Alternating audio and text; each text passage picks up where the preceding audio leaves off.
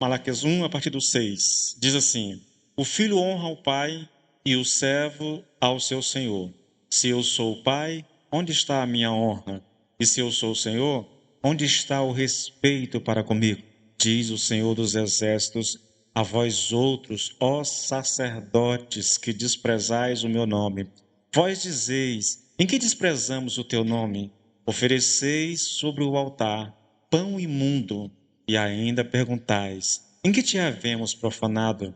Nisto que pensais, a mesa do Senhor é desprezível. Quando trazeis animal cego para o sacrificardes, não é isso mal? E quando trazeis o coxo ou o enfermo, não é isso mal? Ora, apresenta-o ao teu governador. Acaso terá ele agrado em ti e te será favorável? Diz o Senhor dos Exércitos. Só até aqui, tá bom? A leitura vai ainda mais para frente, mas a gente vai ficar só por aqui mesmo, tá bom? Pai, nós louvamos o teu nome, nós bendizemos a ti, nós damos graças, Senhor, porque, meu Deus, é um privilégio, Senhor, poder nos reunir, poder estarmos juntos, orando, celebrando e cantando ao Senhor com todo o nosso ser, ouvindo a tua palavra, Senhor, tudo que o nosso espírito precisa para ser alimentado, Senhor, meu Deus, Pai, para que a nossa fé seja fortalecida. E nós temos isso, Senhor, meu Deus, Pai, nós podemos desfrutar disso toda semana, Senhor. Muito obrigado, Pai, pela graça de poder ter a liberdade de estar na tua casa e de poder te cultuar de maneira tão livre e graciosa como nós temos aqui no Brasil, Senhor. O que eu peço, Pai, é que o Senhor nos dê a consciência do privilégio que nós temos como povo de Deus, Pai, nesse lugar. E que nós não desvalorizemos isso pela facilidade com a qual nós usufruímos dessa liberdade, Pai, em nome do Senhor Jesus Cristo. Amém e amém. Queridos, esse é um texto interessante, sabe? A gente já viu aqui duas reflexões a respeito do amor de Deus, sobre a eleição. Eu disse a vocês na semana passada, minha intenção era só expor a doutrina. Eu não entrei em detalhes, eu não só apenas expus o pensamento bíblico, os textos bíblicos, né? Expus o pensamento daquelas figuras que mais influenciaram a vida da igreja ao longo da história. Expus aqui aquilo que pensa as maiores teologias, né? Alguns credos. Apenas coloquei o assunto para vocês a respeito da eleição. Agora o Senhor começa uma sessão nova, tá? Do 1 ao 5 era a primeira sessão, agora nós vamos começar uma sessão nova. Essa sessão que a gente está começando aqui, ela vai do versículo 6 do capítulo 1 até o 9 do capítulo 2. E toda essa sessão trata primordialmente dos pecados dos sacerdotes que eram os responsáveis pela condução moral e espiritual da nação. Eu falo isso primordialmente, tá? Mas eu quero que você entenda que nós não negamos aqui, querido, também a atitude pecaminosa do povo, tá? Em relação a oferecer sacrifícios impróprios, né? Oferecer sacrifícios indignos diante do Senhor, profanando o nome de Deus, tá? Então, mesmo que essa sessão ela esteja voltada para lidar com os pecados dos sacerdotes, a aplicação do texto alcança qualquer atitude pecaminosa descrita nesta sessão, tá?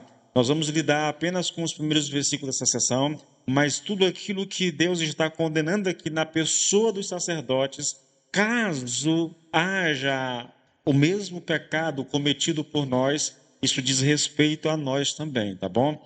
E eu quero que você entenda isso, eu quero explicar melhor isso, porque, sim, aqui Deus está falando aos sacerdotes. Aí alguém pensa assim, bom, pastor, já que é para sacerdote, isso não me interessa. Não é bem assim, querido. É verdade que Deus tem em mente os sacerdotes, mas o que eu quero que você se atenha é o seguinte, ele está condenando uma postura sacerdotal, pecados sacerdotais aqui, mas se nós nos encaixarmos em algum momento da nossa caminhada nesses mesmos pecados, então a mesma condenação que é feita contra os sacerdotes, ela deve ser aplicada, lógico, com relação a nós. Aí eu vou te explicar melhor usando o texto, tá? Eu vou ler só o versículo 6 para exemplificar o que eu quero dizer. O texto diz assim: o filho honra o pai e o servo ao seu senhor. Se eu sou o pai, onde está a minha honra? Se eu sou o senhor, onde está o respeito para comigo? Diz o Senhor dos Exércitos a vós outros, ó sacerdotes, que desprezais o meu nome. Então Deus se apresenta aqui, tá? Como Pai e Senhor dos israelitas. É o que Deus é de fato, não só para os sacerdotes, mas para todo o povo. Deus é Pai e Deus é Senhor, não apenas dos sacerdotes, mas Deus é Pai e Senhor de todo o povo de Deus. E o que ele requer aqui no texto dos sacerdotes, né, e do povo de uma forma geral, é que todos honrem e temam o seu nome. Olha o que ele diz: se eu sou pai, onde está a minha honra? Se eu sou o Senhor, onde está o respeito?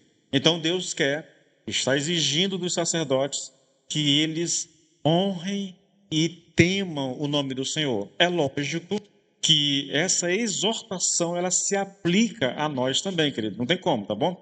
Agora observe aqui que mesmo que isso seja o esperado de todos, tá?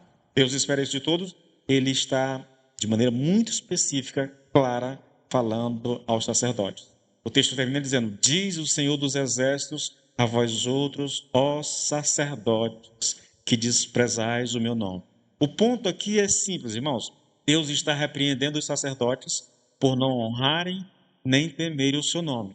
Entretanto, qualquer um do povo que não honre e não tema o nome do Senhor está sendo indiretamente repreendido também. Por isso que eu estou dizendo, é um texto voltado para a pessoa do sacerdote. Toda essa seção, do capítulo 1, versículo 6, até o 2,9, é um texto voltado para os sacerdotes. Mas se nós nos encaixarmos nessa repreensão, então, queridos, o texto serve para nós, para nossa orientação, para nossa correção, para nossa exortação, tá bom? Agora vamos voltar para o texto mais uma vez, porque eu vou me ater bastante a esse versículo 6 aqui. Já é a terceira ou a quarta vez que eu leio ele, tá? E vocês vão lembrar desse texto. Olha a queixa de Deus. O filho honra o pai e o servo o seu senhor. Tem algumas traduções que dizem: e o servo teme ao seu senhor. Se eu sou o pai, onde está a minha honra? E se eu sou o senhor, onde está o respeito para comigo? É uma pergunta que Deus está fazendo. E ele faz essa pergunta especificamente aos sacerdotes. Diz o Senhor dos Exércitos a vós outros, ó sacerdotes, que desprezais o meu nome. Qual é a acusação de Deus contra os sacerdotes? Eles estão desprezando o nome de Deus. É o que está acontecendo aqui. Aí, querido, desse texto eu tiro um princípio para nós. Esse é um princípio. Aí esqueça os sacerdotes, é um princípio para todo cristão. Quando um cristão desonra a Deus, ele está, na verdade, desprezando a Deus, ou manifestando ou demonstrando desprezo para com Deus. Esse é o princípio que está aqui, tá bom? O texto diz: se eu sou pai, onde está a minha honra? A palavra aqui, irmãos, no hebraico, para honra, é kabod, ou kabod. Eu não sei a pronúncia correta, tá bom? Kabod é a palavra. E que, em alguns lugares, ela é traduzida por glória, glória. Um exemplo claro disso que eu estou falando para vocês aqui, acontece lá na história em que a Arca da Aliança ela é tomada pelos filisteus. Eu vou ler o texto de maneira bem específica que fala sobre essa questão, para vocês entenderem do que eu estou falando aqui, tá bom? 1 Samuel, no capítulo 4, a partir do versículo 19, diz assim: olha, a nora de Eli, mulher de Finéias, Eli era o sacerdote, Finéias era filho do sacerdote e que cuidava do culto no templo, tá bom, gente? A nora de Eli, mulher de Finéias, estava grávida e perto de dar à luz. Quando ela ouviu a notícia de que os filisteus tinham tomado a arca de Deus e que seu marido e seu sogro estavam mortos, imediatamente entrou em trabalho de parto e deu à luz, mas não resistiu às dores de parto. Pouco antes de morrer, As mulheres que a atendiam disseram: não tenha medo, não tenha medo, você teve um menino. Porém, ela não respondeu, nem deu sinal de vida. Antes de morrer, só conseguiu falar com muita dificuldade o seguinte: chamem o menino de Icabode, pois acabou a glória. Isso é interessante, né? A criança recebeu o nome de Icabode, ou Icabode. Gente, isso no texto não aparece o acentozinho circunflexo lá, mas alguns traduzem dessa forma, Icabode. Que significa que, no caso, transmite a ideia de foi-se a glória de Deus, ou não há mais a glória de Deus, né? A palavra literalmente, querido, ela tem o sentido, né? Cabode tem o sentido de dar peso, de mostrar atenção, de considerar muito importante. É o sentido.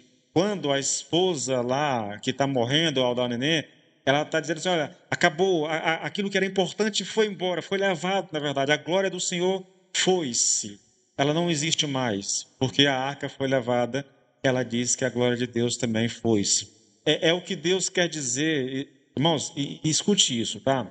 A ideia de dar peso, a ideia de mostrar atenção, a ideia de considerar como muito importante, é para isso que aponta o quinto mandamento lá, quando Deus dá os mandamentos, os 10 mandamentos, o quinto é exatamente isso. Na verdade, o quinto é honra teu pai e tua mãe, isso. Amor, socorro aí o povo, amorzinho. Honra teu pai e a tua mãe. Isso aponta para a ideia, querido, de dar atenção, de considerar pai e mãe como importantes, sabe? Cabode. E a queixa de Deus aqui com relação aos sacerdotes é exatamente essa. O Senhor esperava que o seu povo o considerasse como importante, que lhe desse atenção. No entanto, ele é apresentado aqui como um pai desprezado. As pessoas não o consideram importante. As pessoas não lhe dão atenção, entende? Se eu sou pai, onde está a minha honra? É isso que Deus está colocando.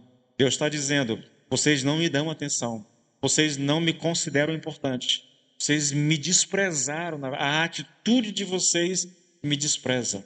É o que Deus está falando aqui nesse texto, querido. A pergunta que a gente faz é: como é que alguém pode desonrar a Deus? Irmãos, biblicamente falando, irmãos, desonrar significa agir de forma contrária à sua vontade, violando os seus mandamentos ou agindo de modo que diminua o seu nome diante das pessoas. É a ideia de não dar peso, de não dar importância, entendeu?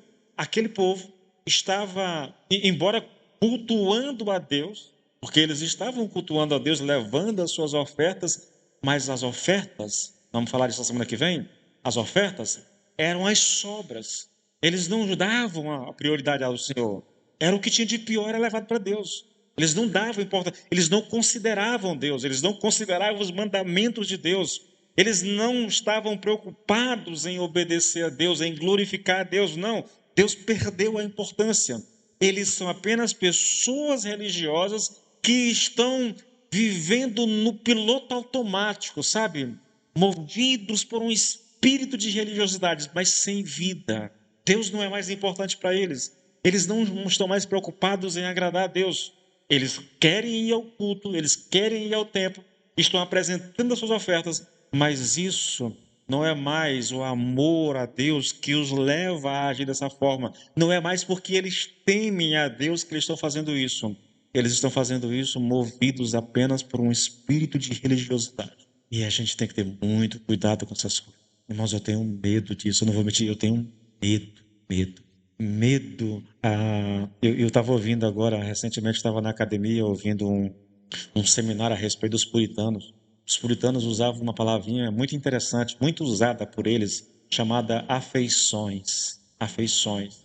Inclusive, Jonathan Edwards escreveu um livro sobre afeições religiosas, que eu pretendo ler, só não sei quando, mas eu pretendo ler, na verdade. Os puritanos, por mais, dentre os cristãos na história da igreja, provavelmente foram os mais dedicados ao Senhor, em termos de conhecimento, de doutrina, sabe? Muito dedicado. Mas eles usavam as afeições para medir o amor que eles tinham por Deus. Onde é que estão as minhas afeições?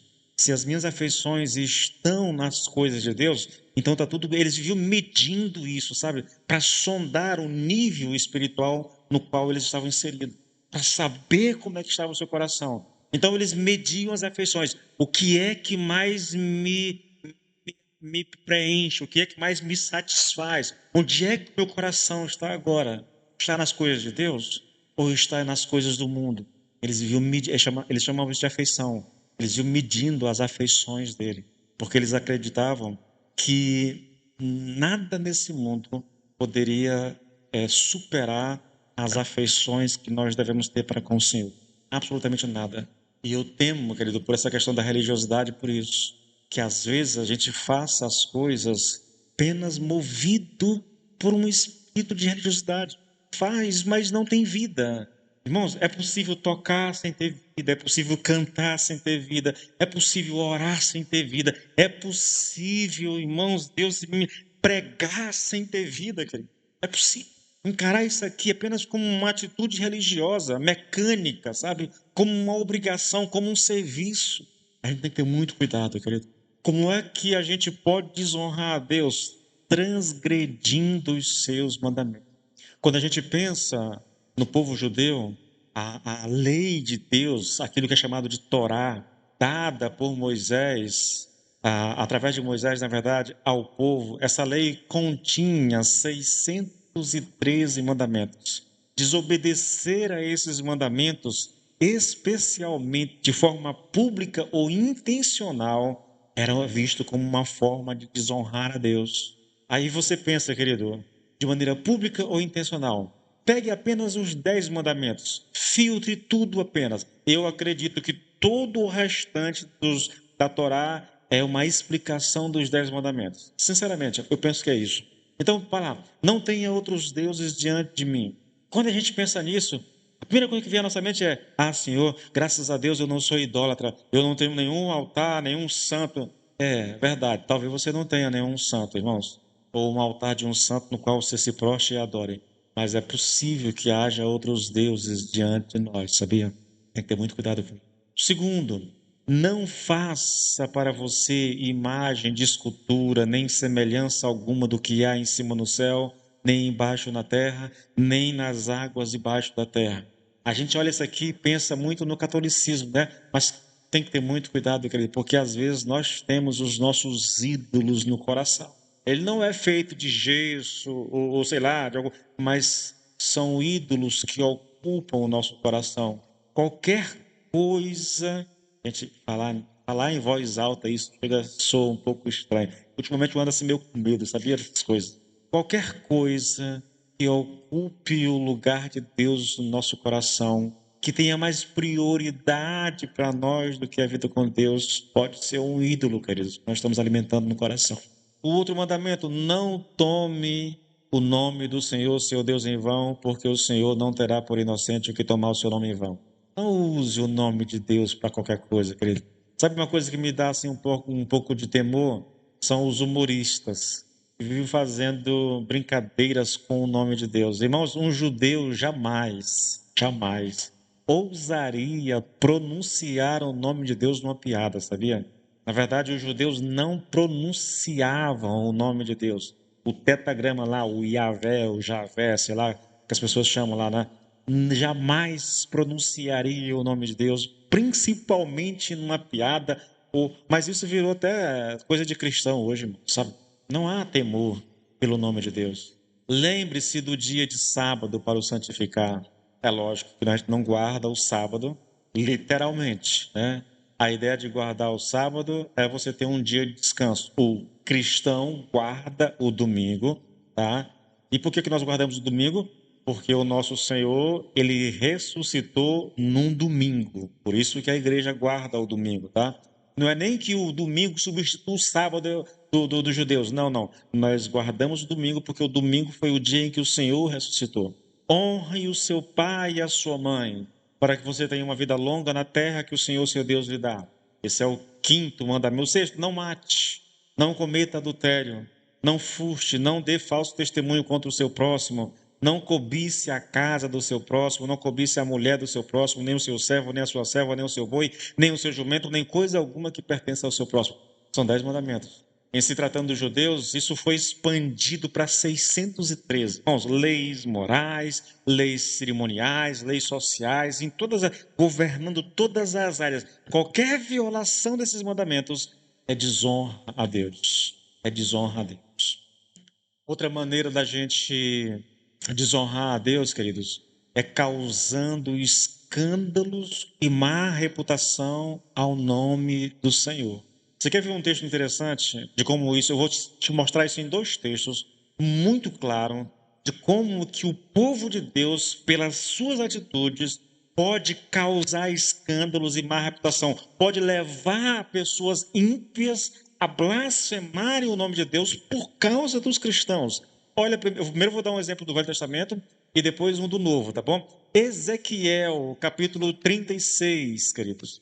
Ezequiel 36, a partir do versículo 17, diz assim: Filho do homem, quando o meu povo vivia em Israel, deixou a terra impura com os seus maus caminhos e pecados. Aos meus olhos, as ações do meu povo eram imundas como a impureza menstrual de uma mulher.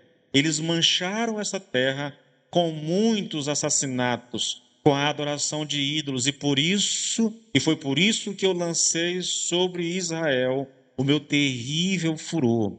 Espalhei-os pelas nações e terras do mundo. Esse foi o castigo que lhes dei conforme a conduta e a ação deles. Quando chegaram aqui, queridos, olha só, primeiro, eles foram levados cativos, Deus enviou o seu próprio povo por causa dos muitos pecados praticados em Israel. Agora veja, quando chegaram às terras para onde foram levados, eles se transformaram, o povo de Deus se transformou em motivo de vergonha para o meu santo nome, porque os outros diziam: vejam, esse é o tal povo do Senhor. Que Deus é esse que não consegue proteger o seu próprio povo e a sua terra? O problema é que eles estavam lá enviados pelos próprios Deus, e eles estavam lá por causa dos pecados que cometeram, entende? Então, os pecados do povo fez com que Deus punisse esse povo, castigasse esse povo, e como castigo eles foram levados para nações estranhas. Quando eles chegam lá, o povo começa a olhar de maneira zombeteira, e eles vão zombando de Deus, querido, de Deus. Eles olham para o povo como escravos, como cativos, e eles perguntam então, ele fala assim: olha, esse é o tal povo do Senhor. Que Deus é esse que não consegue proteger o seu povo e a sua terra? Então, o pecado do povo leva ímpios a zombarem e a escarnecerem o nome de Deus. Isso é desonra, querido. Agora um texto mais interessante, tá? No Novo Testamento, Romanos, no capítulo 2, a partir do versículo 21. Vocês que ensinam aos outros, Paulo condenando a atitude hipócrita dos judeus, tá? Vocês que ensinam aos outros, por que não ensinam a si mesmos? Dizem aos outros para não roubar, mas vocês mesmos roubam. Vocês afirmam que está errado cometer adultério, mas vocês mesmos adulteram? Vocês dizem, não se ora aos ídolos, mas roubam as coisas do templo? Vocês que têm tanto orgulho de conhecer a lei, desonram a Deus quebrando a lei. Não é de admirar, e aí aqui Paulo está citando exatamente o texto que eu citei agora por ti, Ezequiel. Não é de admirar que as escrituras digam: os gentios blasfemam de Deus por causa de vocês. Percebe, querido, como é delicado a má conduta, os escândalos, a nossa desobediência a Deus, a nossa vida desregrada leva as pessoas a olhar para a gente e dizer: mas que Deus é esse? Esse é o povo de Deus. Esse é o povo que fala de Bíblia, que fala de... E olha a vida deles. Engraçado que as pessoas blasfemam o nome de Deus por causa da atitude das pessoas. Outra maneira, querido, de desonrar a Deus é negligenciando uma vida de santidade e reverência a Deus. A lei de Deus exigia que os judeus vivessem de maneira santa e separada. Irmãos, eu li agora recente, acho que foi ontem ou foi antes de ontem. Quando vocês entrarem na terra que eu estou dando a vocês, destruam tudo. Destruam os altares, destruam as imagens, não deixem nada, destruam o povo para que vocês não passem a cultuar os deuses da terra onde vocês vão tomar posse. Por quê? Porque vocês são um povo santo, um povo separado.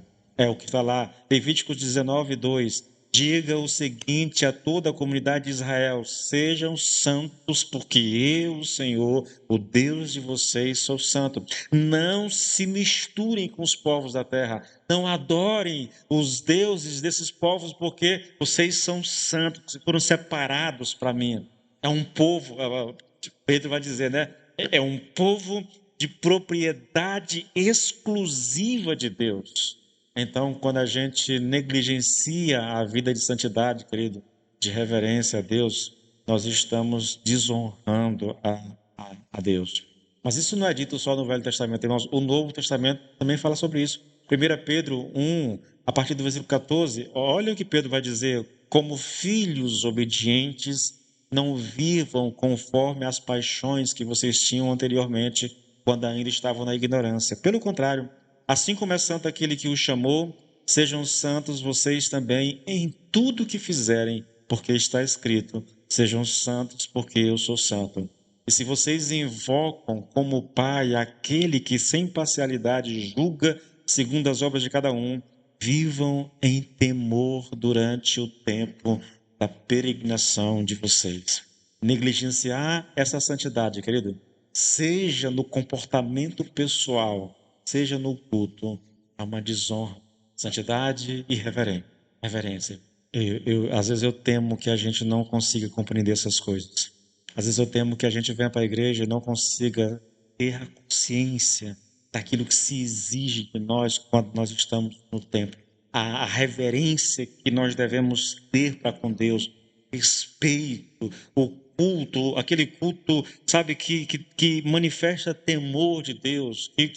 Irmãos, olha, eu sei que algumas pessoas, porque desenvolvem algumas atividades enquanto a gente está fazendo o culto, elas têm que estar no computador, mexendo ali e tudo, mas no geral, querido, horário de culto, irmãos, era para a gente se desligar de tudo e focar toda a nossa atenção em Deus, seja na adoração, durante o louvor, seja na pregação, ouvindo ou adorando reverentemente, como quem está diante do Senhor de fato, porque essa é a promessa de Deus. Quando dois de vocês se reunirem no meu nome, eu estarei no meio de vocês. Então, se Deus está no nosso meio, é necessário que haja reverência, querido.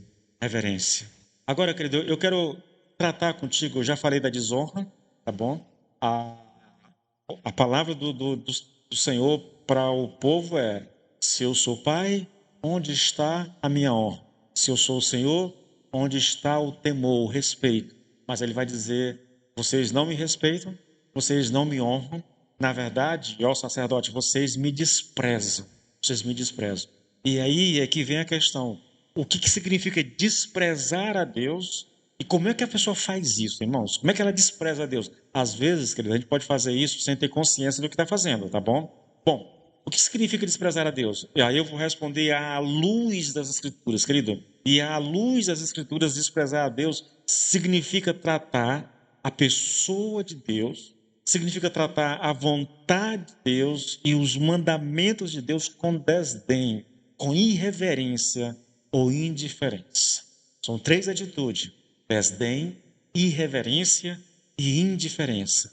Esse desprezo, ele pode se manifestar tanto em atitudes interiores como o orgulho e incredulidade, quanto também ele pode se manifestar em ações externas que rejeitam ou desonram o governo de Deus sobre nós, a soberania de Deus sobre nós.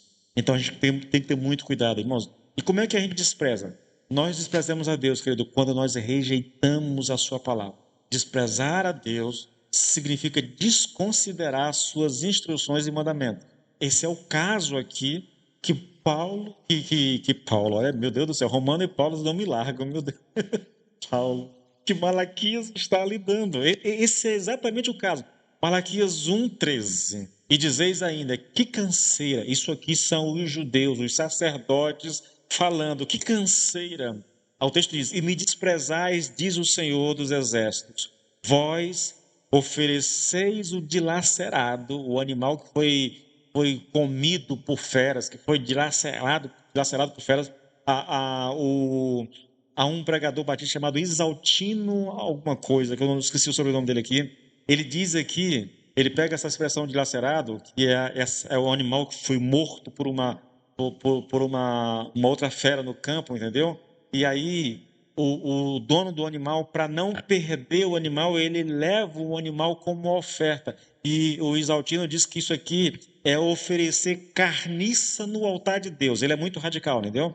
Vós ofereceis o dilacerado, o coxo e o enfermo.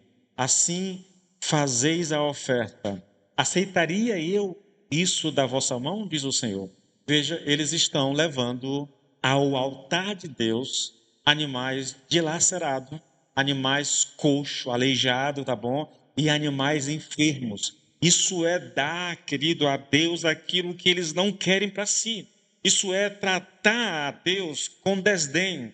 Isso é um desrespeito, é uma desconsideração aos mandamentos. Quando Deus estabeleceu a oferta, como deveria ser a oferta, o animal não poderia ter nenhum defeito. Qualquer animal com defeito era proibido de ser sacrificado no altar de Deus, querido. No entanto, esses judeus e os sacerdotes estão recebendo isso e oferecendo a Deus.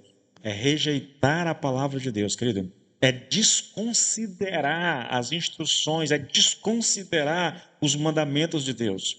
Eu vou ler o mesmo texto, e aqui é interessante porque eu tenho aqui a nova Bíblia Viva e pego o mesmo versículo 13, é isso. Olha o que diz aqui. Vocês dizem, é tão difícil servir ao Senhor e fazer o que Ele pede? Diz o Senhor dos Exércitos. É Deus que está dizendo, vocês estão dizendo isso a meu respeito. Vocês estão dizendo que é difícil demais servir a Deus e fazer o que Deus quer.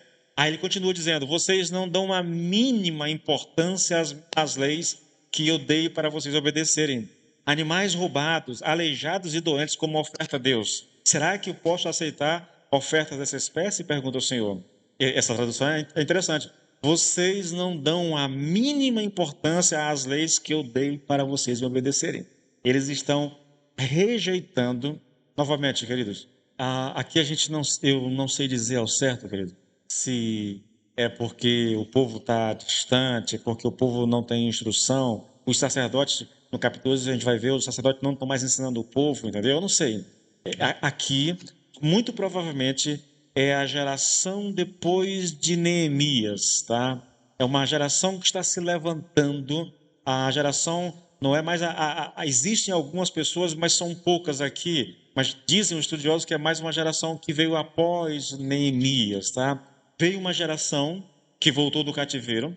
Essa geração viveu ali nos períodos ali de Esdra, de Neemias, né, de Zorobabel e tudo mais. Essa geração morre e uma outra geração se levanta. Talvez sem o conhecimento de Deus. Sabe uma coisa interessante que assusta a gente? Eu estava lendo agora a minha leitura, né? E estava vendo o seguinte: quando Deus tira o povo do Egito, uma geração, a geração que de 20 anos de idade para cima, que haviam sido circuncidados, eles saíram do Egito em direção à Terra Prometida, mas essa geração toda morre no deserto. Então levanta-se uma outra geração, que Moisés ainda tem acesso a ela. São esses que vão entrar com Josué na Terra Prometida. Mas essa geração morre junto com Josué. Depois dela vem uma terceira geração, e agora já não tem mais o conhecimento de Deus como tinha antes. E é essa geração que a gente tem no livro de Juízes, por exemplo. Juízes, pecando, idolatrando, aquela coisa toda, entende? Eu acho que acontece algo semelhante aqui com relação ao que está acontecendo aqui.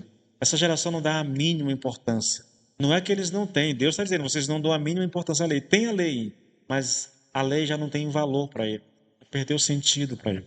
Por isso eles desprezam. Por isso eles não dão importância. Quando alguém, querido, deliberadamente ignora ou rejeita a palavra de Deus, essa atitude demonstra desrespeito à autoridade de Deus. Você está negando Deus, você está desrespeitando, desonrando, desprezando a Deus. Eu sei o que está escrito, eu sei o que Deus quer de mim, mas eu não faço, não quero fazer, não gosto, é difícil demais, esse negócio não dá para mim. A gente tem que ter cuidado com essas coisas. Eu acho que está falhando meu microfone, eu não sei se é impressão minha, tá não? Quando é que nós desprezamos a Deus? Quando nós substituímos a adoração e o culto a Deus por ídolos. Que nós estamos falando de idolatria, irmãos. E idolatria significa colocar qualquer coisa ou pessoa no lugar de Deus. Essa é uma forma de desprezo a Deus. Eu li lá no começo, né? Êxodo 20, versículo 4. Não façam para você imagem de escultura, nem semelhança alguma do que há em cima no céu, nem embaixo na terra, e nem nas águas debaixo da terra. Não faça nada, não crie um ídolo, não faça um ídolo para você. Só que, novamente, querido, às vezes a gente pensa disso de maneira muito literal e pá, já que eu não tenho nenhum ídolo na minha casa, já que eu não tenho nenhum altar, eu conheci pessoas que têm altar em casa, no seu quarto, tem lá um armáriozinho com um altar, que elas vão lá no final do dia, se dobram, oram a sua santa lá e tudo. Tá, pastor, eu não faço isso. Tem que ter cuidado, irmãos.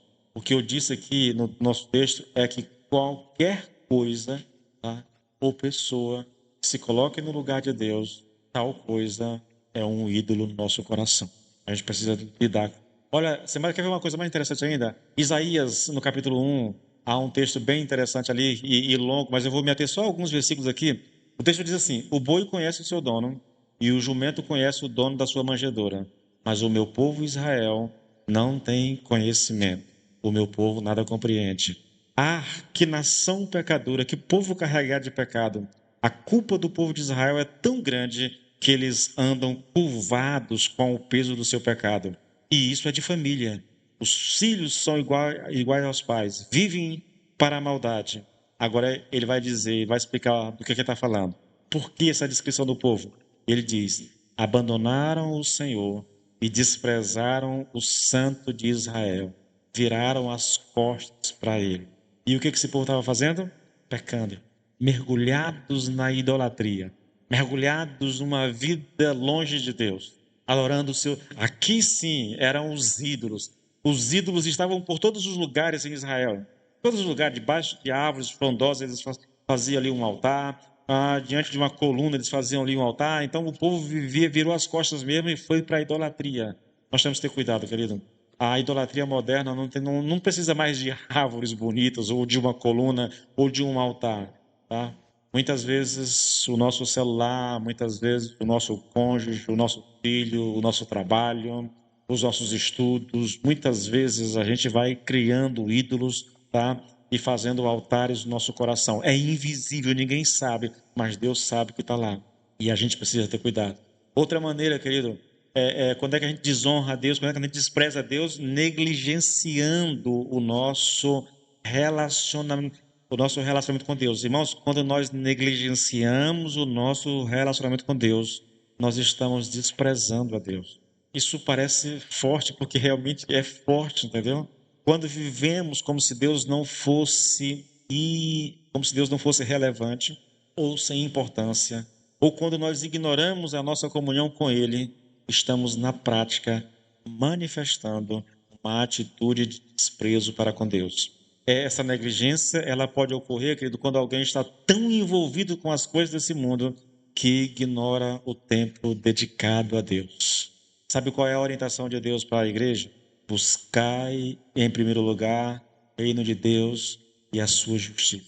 Essa deveria ser a prioridade de todo cristão. Pastor, mas eu trabalho. Pastor, mas eu tenho. Irmãos, eu sei, Deus sabe disso.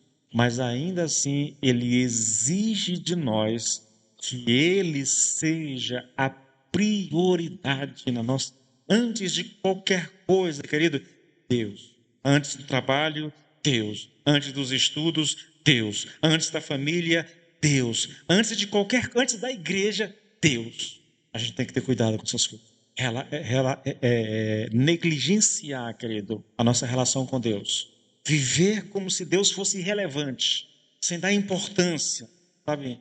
Sem ter tempo para Deus na nossa vida. A gente tem que ter cuidado com essas coisas, querido. A gente tem que ter cuidado com isso. Aqui nesse texto que nós estamos estudando, nós vamos ver muito essa característica.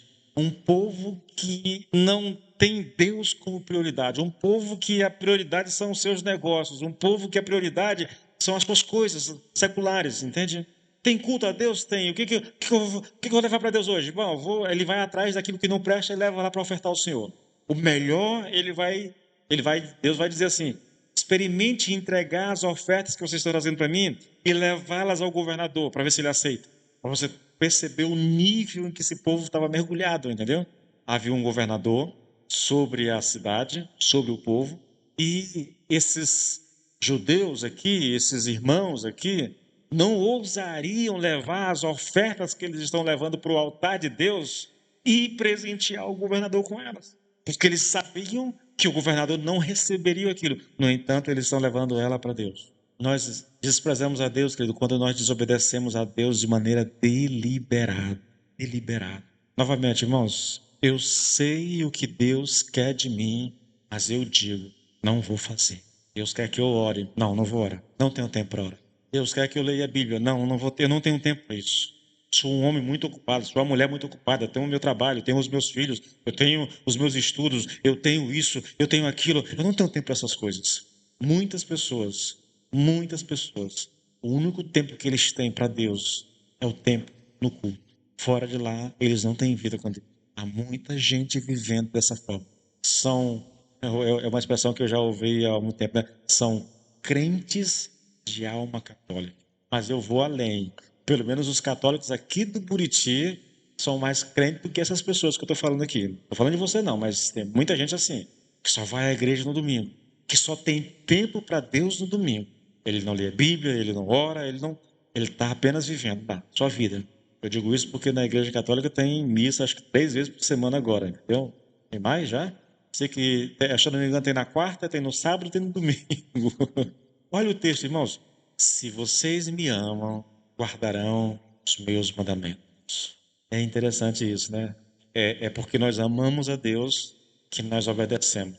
É porque nós amamos a Deus que a gente guarda os seus mandamentos. A obediência é uma demonstração de amor e respeito para com Deus. Consequentemente, querido, a desobediência é uma manifestação de desprezo.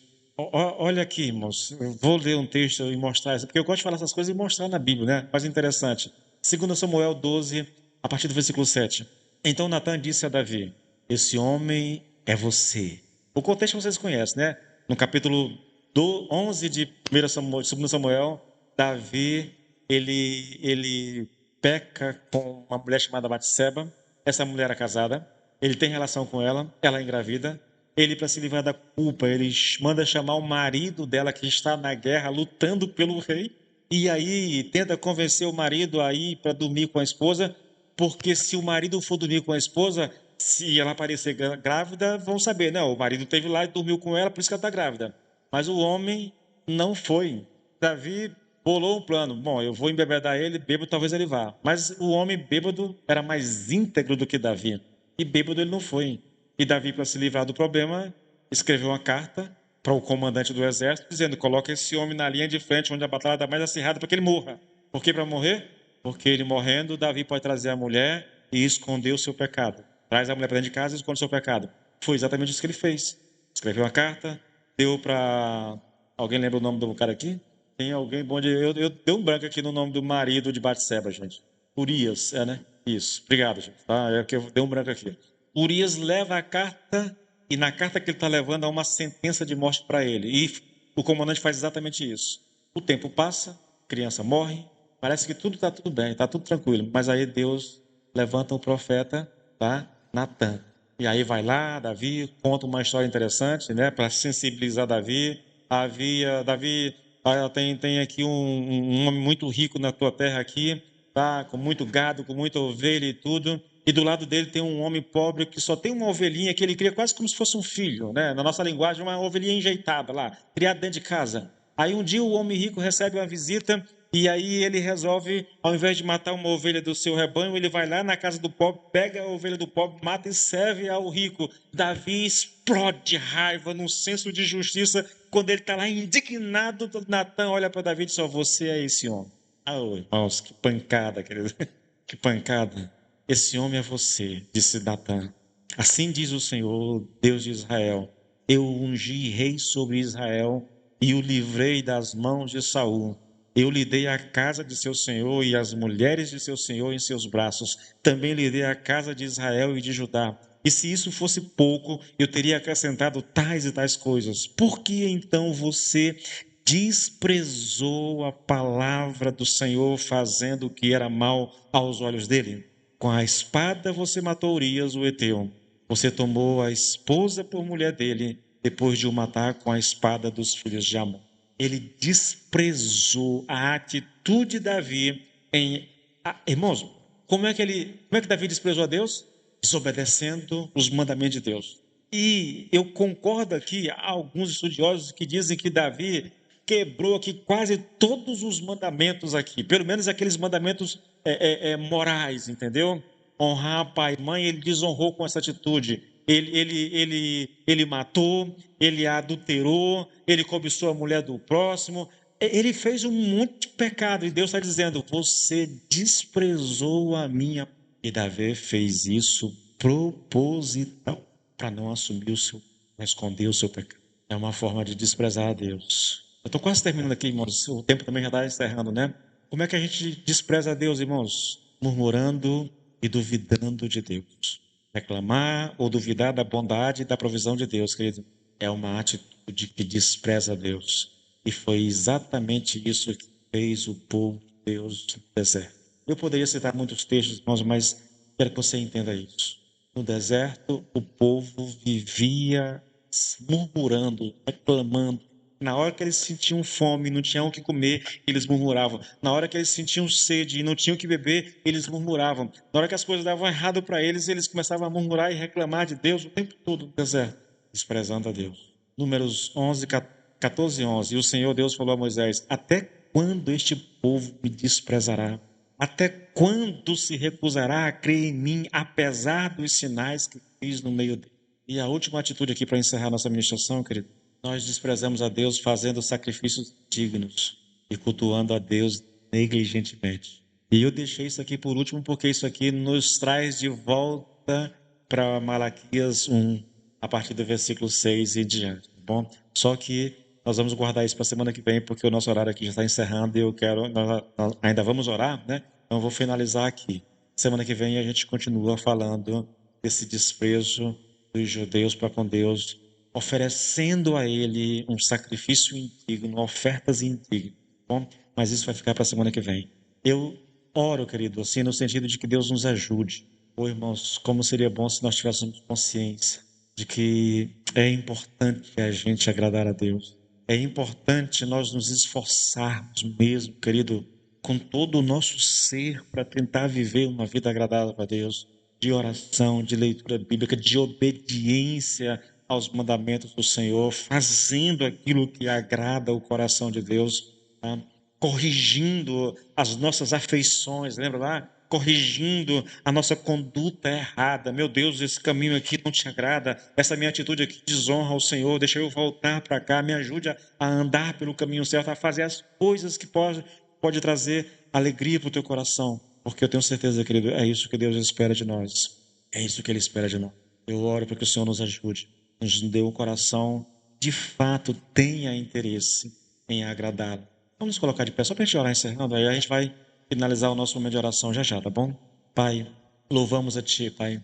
Bendizemos a Ti, Senhor. Damos graças pela exposição da Tua palavra, Senhor.